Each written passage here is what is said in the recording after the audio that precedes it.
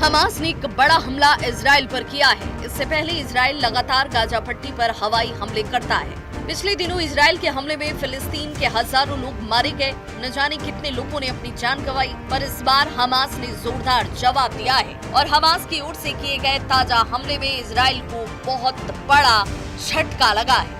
ये साल का सबसे बड़ा हमला माना जा रहा है। जो सूचना सामने आई है उसके मुताबिक देर रात हमास की ओर से खतरनाक रॉकेट फायर किए गए। सबसे बड़ी बात ये कि जो रॉकेट फायर किए गए वो बहुत कम समय में एक साथ कई मारक फायर कर सकता है। हमास की ओर से इससे पहले भी एक साथ कई रॉकेट फायर किए गए। आधे से ज्यादा रॉकेट इजराइल में सटीक ठिकानों पर गिरे। जिन ठिकानों पर हमास ने निशाना साधा वो पूरी तरह से बर्बाद हो गए। इजराइल का एयर डिफेंस सिस्टम एक बार फिर पूरी तरह से फेल नजर आया। इजराइल का आयरन डोम सिस्टम इन रॉकेट्स को रोक नहीं पाया। इजराइल की ओर से कहा गया कि कई जगह रॉकेट्स गिरे हैं और जिसकी वजह से भारी तबाही मची है और इसकी तस्वीरें, इन हमलों की तस्वीरें सोशल मीडिया पर छाई हुई हैं। हमास की तरफ से की गई बमबारी की तस्वीरें जो है सोशल मीडिया पर छाई हुई हैं और कितनी ज्यादा तबाही मची हुई है वो सब कुछ सोशल मीडिया पर देखा जा सकता है। इन रॉकेट्स अपार्टमेंट और बिल्डिंग पर गिरते हुए दिखाई दिए। हमास की ताजा बमबारी में इजराइल को जबरदस्त नुकसान पहुंचा है।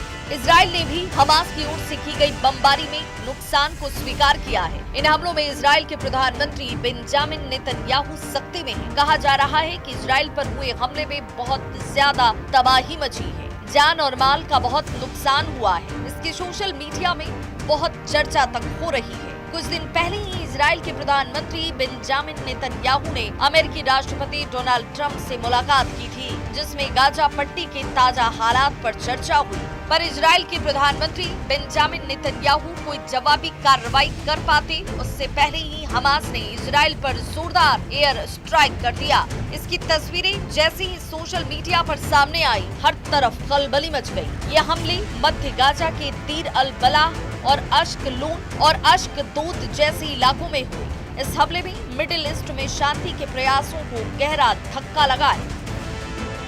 यही नहीं, हमास की ओर से हो रहे इजराइल पर ताबड़तोड़ हमले को रोकने में इजराइल का डिफेंस सिस्टम पूरी तरीके से नाकाम साबित हुआ। ना तो इजराइल का डोम सिस्टम काम आया और ना ही अमेरिका की तरफ से मिला गया हाईटेक डिफेंस सिस्टम काम आया। अब अगर आने वाले वक्त में इजराइल और ईरान का युद्ध होता है तो इजराइल पूरी तरीके से तबाह हो सकता है। जबकि ये डिफेंस सिस्टम इजराइल के लिए बेहद महत्वपूर्ण था। इससे पहले इजराइल अपने डिफेंस सिस्टम का पूरी दुनिया में बखान करने का कोई मौका नहीं छोड़ता था। इजराइल ने एंटी बैलिस्टिक मिसाइल सिस्टम और डोम सिस्टम की बढ़ चढ़कर चर्चा की, पर हमास के ताजा हमलों में ये सिस्टम फेल रहे और इजराइल की सुरक्षा को लेकर गंभीर सवाल खड़े हो गए। अब हर तरफ यही सवाल उठ रहा है कि आखिर इजराइल का सुरक्षा तंत्र क्यों फेल साबित हुआ। हमास को ऐसे ताकतवर हथियार कहां से मिले जिसने इजराइल में जोरदार तबाही मचाई। गाजा पट्टी में पिछले कुछ दिनों के अंदर इजराइल ने जबरदस्त तबाही मचाई थी। इजराइल की सेना गाजा पट्टी के कई अंदरूनी इलाकों में पहुंची थी। इसके बावजूद हमास ने हार नहीं मानी और इजराइल पर जोरदार बमबारी करके पूरी दुनिया को चौंका दिया। इजराइल का कहना है कि गाजा पट्टी के जिन इलाकों में हमास का कब्जा है वहां पर हमास ने कुछ विदेशी बंधकों को भी कैद करके रखा हुआ है और इन्हीं बंधकों को तलाशने के लिए इजरायली सेना चप्पा चप्पा छान रही है। हालांकि अभी तक इनका कुछ अता पता नहीं लगा है। ये भी कहा जा रहा है कि ईरान की ओर से हमास के अल कासिम ब्रिगेड के पास लगातार गोला बारूद की सप्लाई हो रही है। इन हमलों ने साफ संकेत दिया कि हमास झुकने को तैयार नहीं है। हमास ने ये कह दिया है कि इजराइल लगातार हमले करता रहा तो बंधकों की सही सलामत वापसी पर कोई वादा वो नहीं कर सकता है। इजराइल अमेरिका से चाहे कोई भी डील कर ले, हमास ने दावा किया कि फिलिस्तीनी गाजा पट्टी से हटने वाले नहीं हैं। अगर इजराइल जबरदस्ती फिलिस्तीनियों को गाजा पट्टी से हटाने की कोशिश करेगा तो इजराइल की ये कोशिश सफल नहीं होगी।